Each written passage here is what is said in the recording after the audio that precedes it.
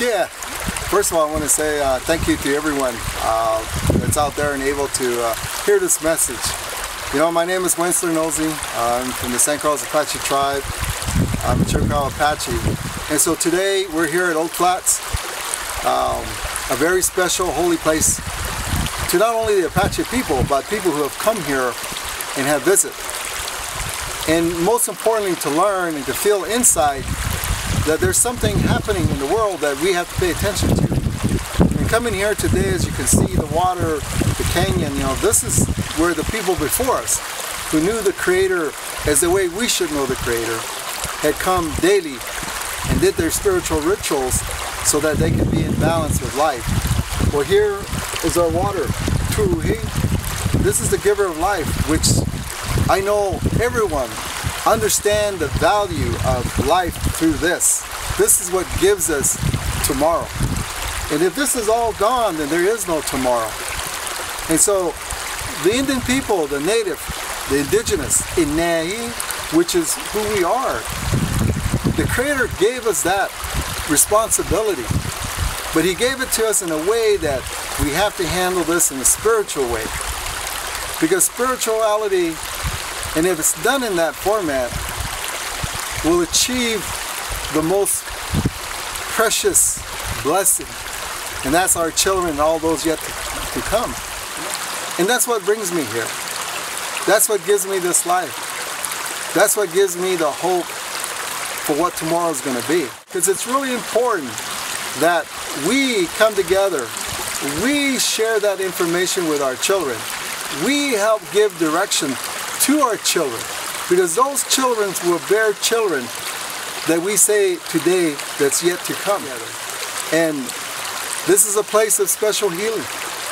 This is a place of where you listen to the Creator and all the things that it brings here for us. It's a time to retouch the mother, and the mother will speak to you, give you that vision, that mission for you, and that direction, and most importantly, to give us that strength about what tomorrow is going to be.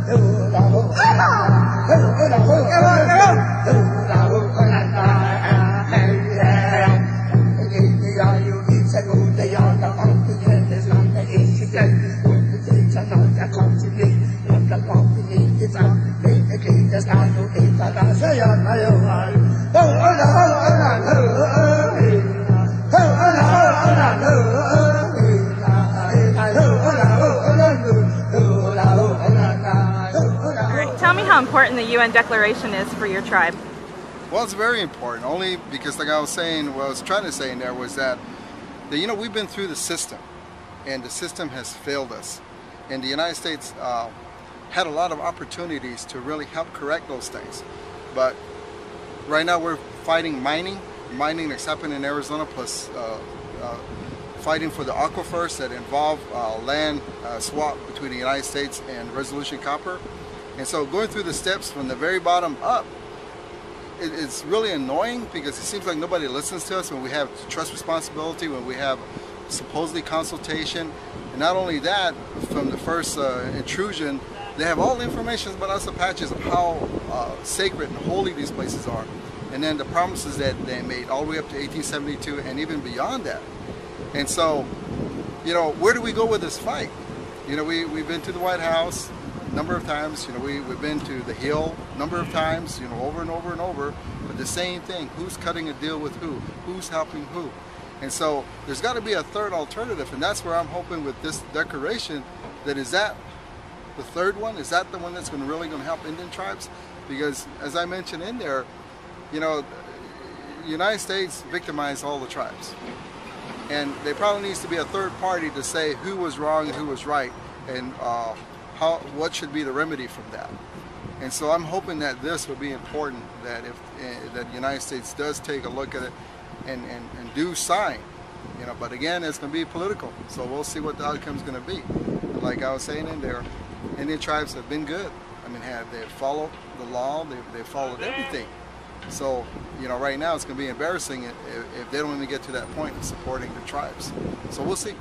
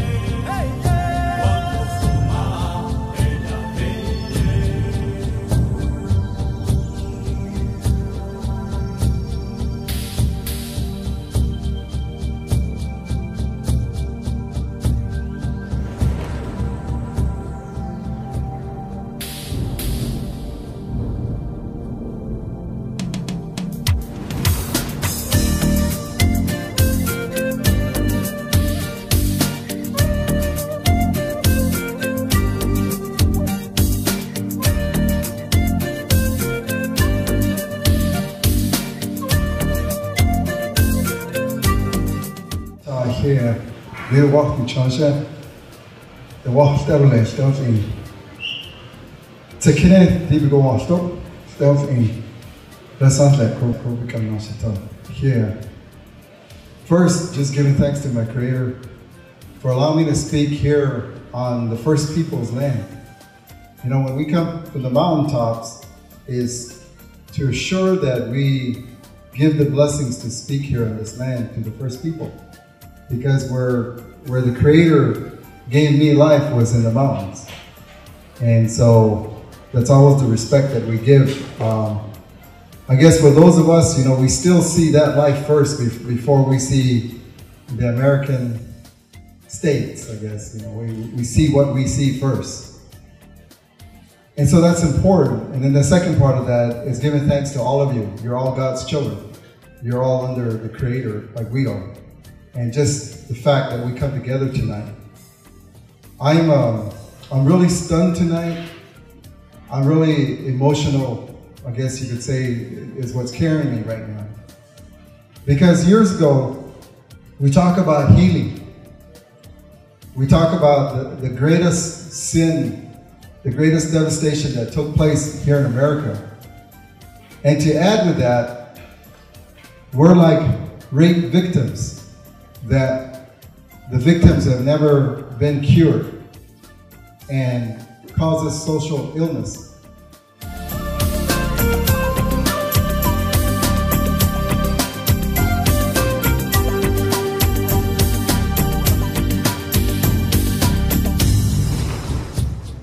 Growing up from a mother, from her parents were brought in as prisoners of war in San Carlos, they outlined this stuff.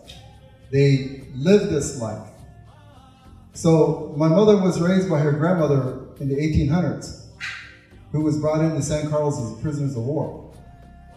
My grandfather on my dad's side was just a month late by being captured. And if he was, then where Geronimo was sent, me, my brothers, my family, we would not be here today. But because it was a month later, we're here. But we were confined to the reservation. And the people before us suffered.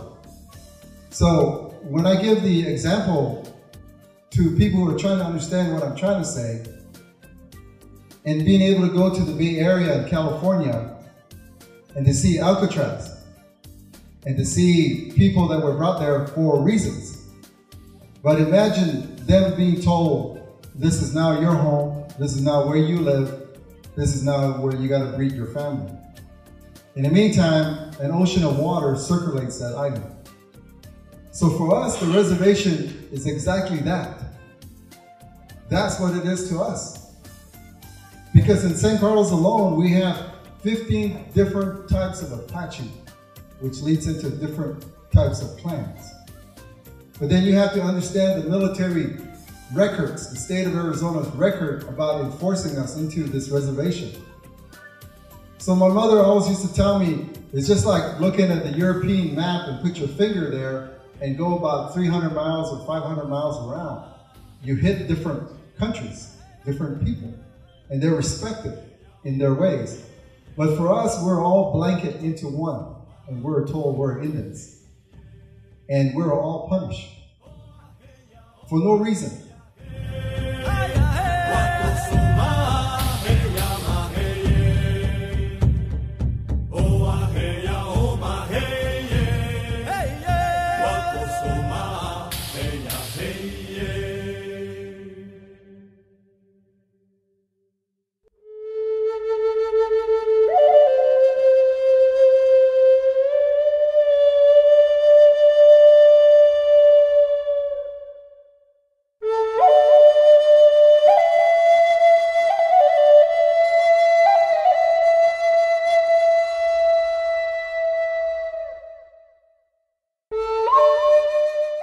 You know, it's like they say, there was no chiefs, there were families. There were spiritual people who knew what God created in this world. And the language comes from those elements that God created of how we can converse with the wind, with the water, with the animals. And like they say, that there would probably never ever be a time of that kind of religious freedom ever experienced again. And this is what the old people said.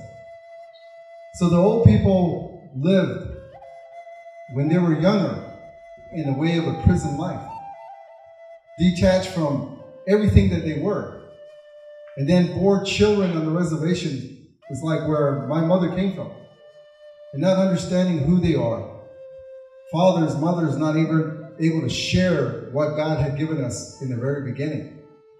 But now got to make do in old San Carlos, which was called Household 40, at temperatures 117, 120 degrees.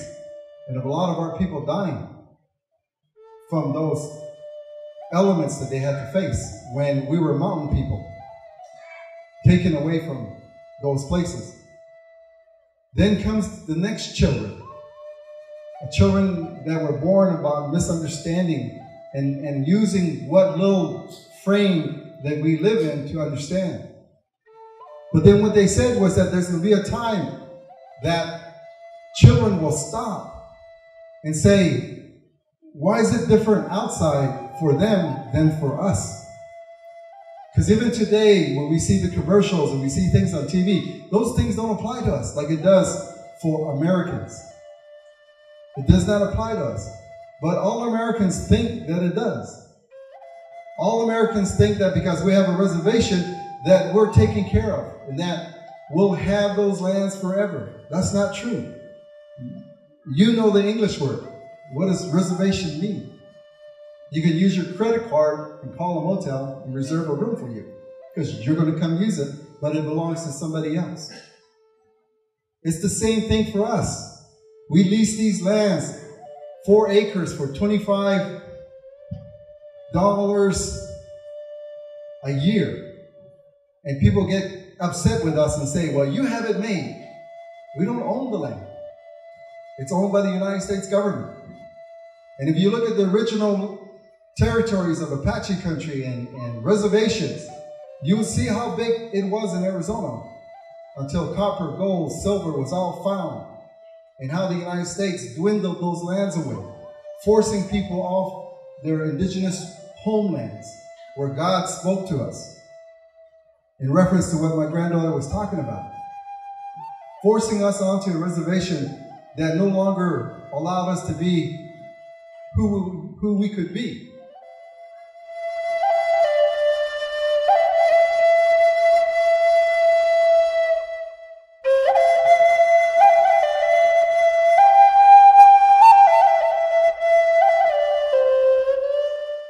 So, the people say, and these people that had talked to us was in the 60s, early 70s, who now, many of them have passed away, who'd said, if you ever could go home, take us with you.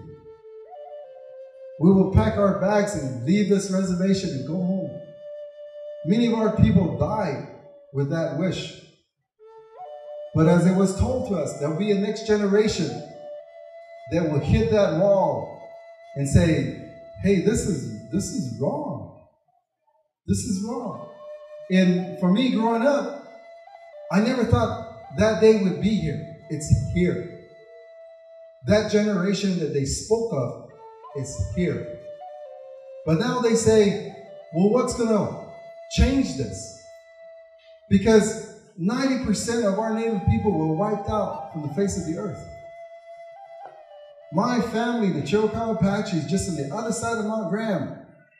Within the late 1800s, early 1900s, was 36,000 Chiricahua Apaches. Today on the reservation in San Carlos, there's less than 100 of us.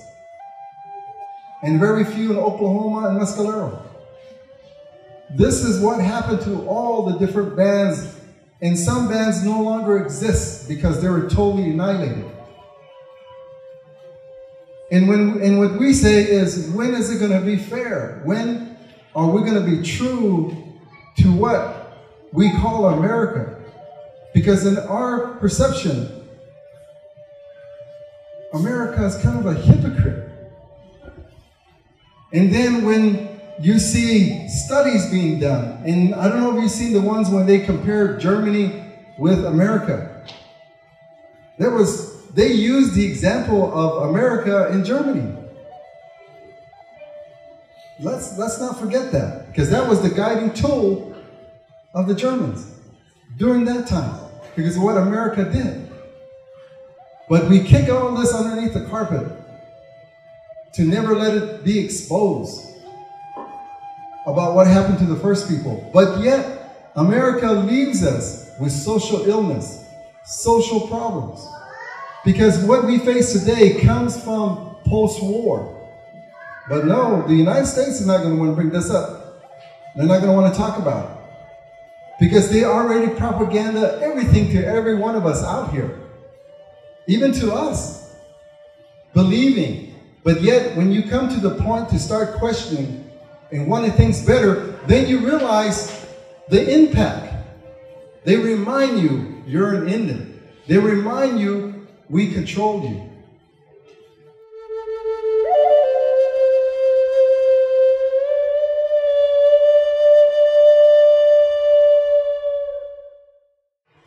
My mother tells me the story that these young couples got married, young teenagers.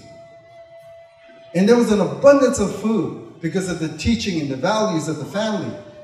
So when these young couples went out on their own and began to have their own family, food was plenty. The family was happy. everything was in sync. But as the man became older and older and older, everything started to drop. The amount of food, all these things were depleting. So the family began to worry. And the mother, being older than she is, told her son, follow your dad. Something's wrong. Because your dad used to bring all these abundance of stuff. But now he's just bringing in a trickle of things. So the son followed the father. Eventually got back before his dad and told his mother, Mom, Dad still knows where everything's at. Mother says, really? Then what's wrong? Dad is too slow. He can't catch and he can't get there in time to bag that deer. He's too slow. So they said, what are we going to do? We're going to have to confront Dad. Because now Dad has to let go that rein and allow his son to do that job. So the moral of that is sometimes we're too proud and we don't know when to let go.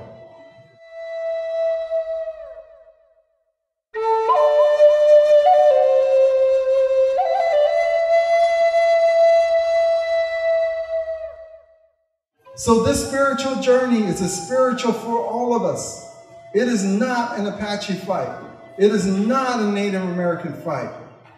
It's a spiritual fight for all of us, for our children that are yet to be born. And that's what God has given every one of us, that responsibility. And if we fail to use that, then we fail within our hearts for what God created. That's something very important that we all must understand. Because it takes you making that initiative to make it happen. But if not, we all have failed.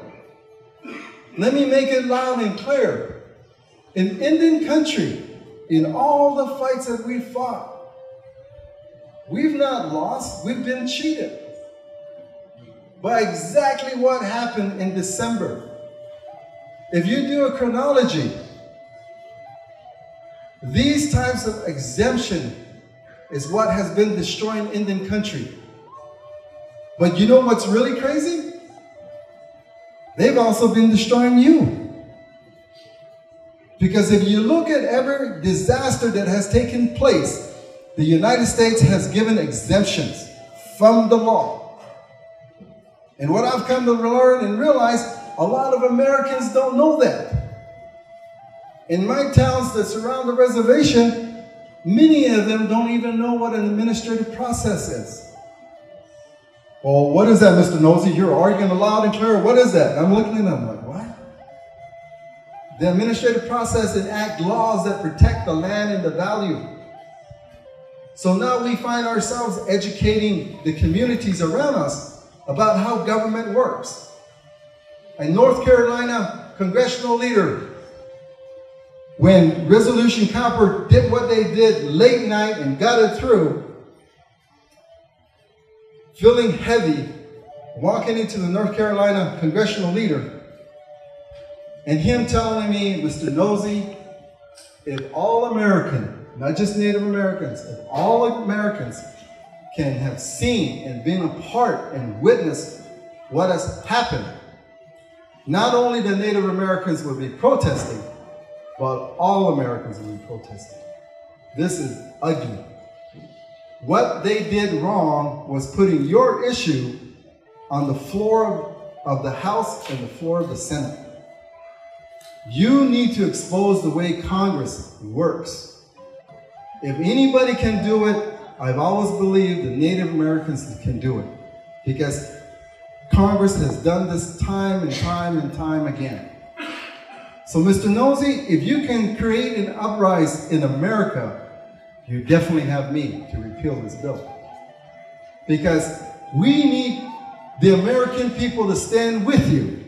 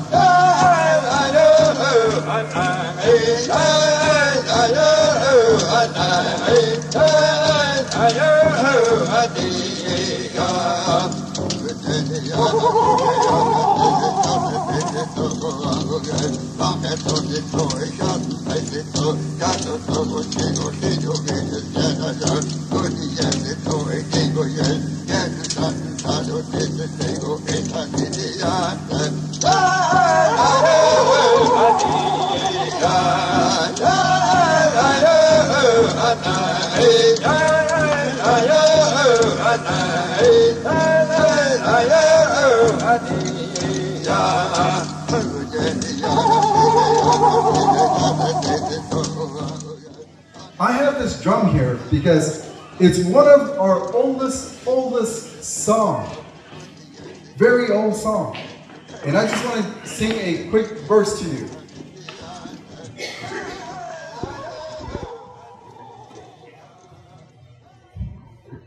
Banseyo, banseyo, hey banseyanga, banseyo, hey yanga, banseyo, banseyo, hey banseyanga, banseyo, hey yanga.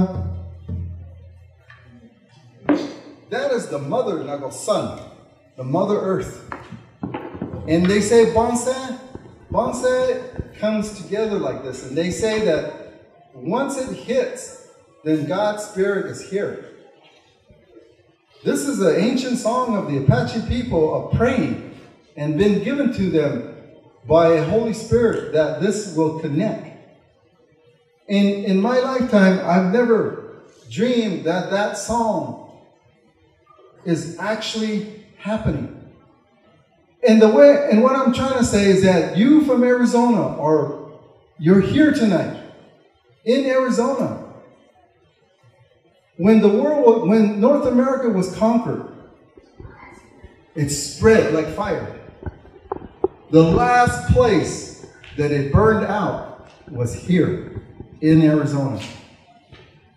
So when us Apaches look at the rattlesnake from the head to the tail, that very last coil is us. But now this very last coil of the snake doesn't represent just us, it represents here.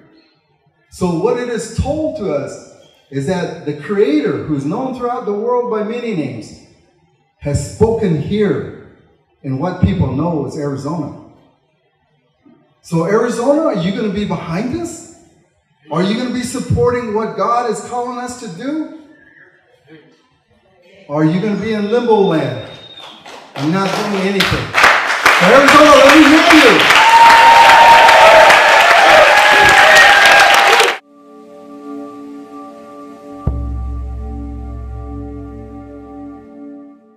God has touched this world and He has touched it here. So as the people say to me, God has spoken, now those who hear Him will stand with Him. Are there those of us going to deny what we just heard and what has been rumbling? Well, this is all Christians and all religion. All of us are being called to the table. From reports that we're getting, there's massive movements throughout this country unifying. And let me end with this. The United States government created tribal governments. Never before has the United States seen over 400 plus tribal nations pulling together. You got to remember, the United States created tribal governments.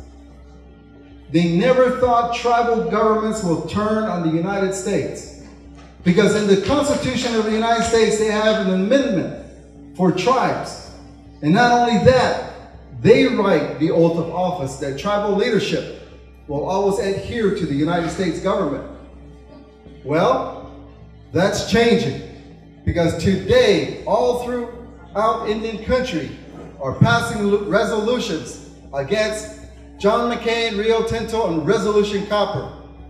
So this is why the United States Congress is taking notice, because now the tribes are standing together.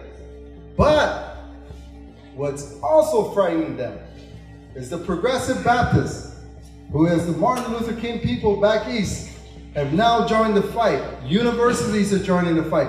You are joining the fight. The churches are joining. Because what I have told them, I guarantee that when we come to Washington, D.C., not only are you going to see Native Americans, you are going to see Americans calling for a repeal on this bill, and for the United States to begin to serve its people of this country.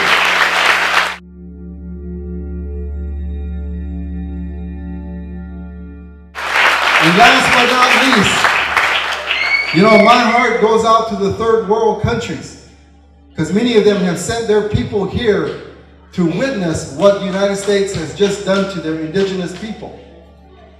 And it's really sad to report and let you know that they've gone home more feared than ever before because of what John McCain did to the indigenous people of this country. Now you have to remember that this bill is federal land. We live on federal land. So if this stays, then the precedence has been set for the future for our people, for land bases to be taken away, for our religious rights to be taken away, for the right to be who we are will be destroyed. Because one of the parts my granddaughter speaks of in catching all this together was, I don't understand, why are we the only one they are attacking in our religion, when they at any time should question the Bible? They can board a plane, ride a boat, and go to the holy places and come back with their Bible even more stronger to preach, which is nothing wrong. But why is it that nobody cares about our holy land, our sacred land, where the songs, the ceremony, the identity is built in and will be destroyed by Resolution Copper, and no longer existing the holy place? To where are these kids, my granddaughter and all the ones sitting here, what would they say to their grandkids? Because now they will rebut everything within our identity, because it's no longer present.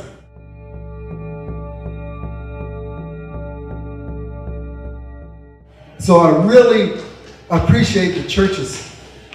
I really appreciate their initiative, because we are all a religion. We all have trails to the top of the mountain that leads to the Creator, God, who's known throughout the world by many names. It is not right for us to allow these individuals for greed to destroy one religious road. And so that's the biggest fear that it brings to us about our children. Because at least I could touch it. At least my mother showed me. At least I passed it on. But for my granddaughter and the rest that you see there, they won't have that opportunity. And that is what John McCain is taking away. And that is tragedy. And of all places here in America,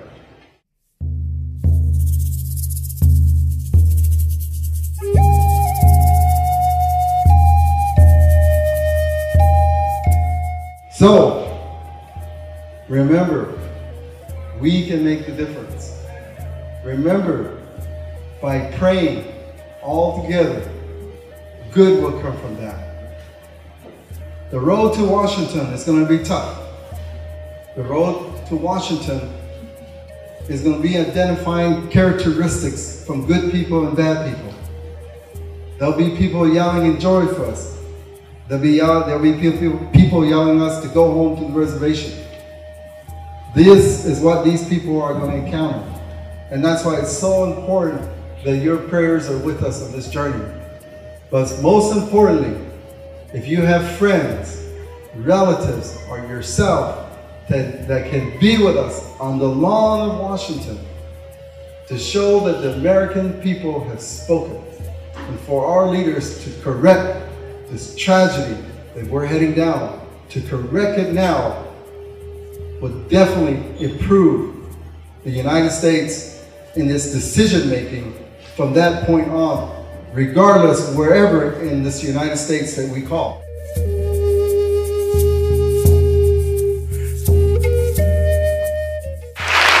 And also to all those Congress people that still support us, we still need to pray for those people.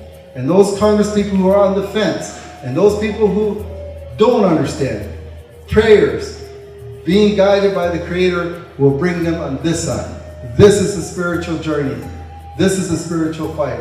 But we can't do it without you. So thank you everybody for tonight. Thank you.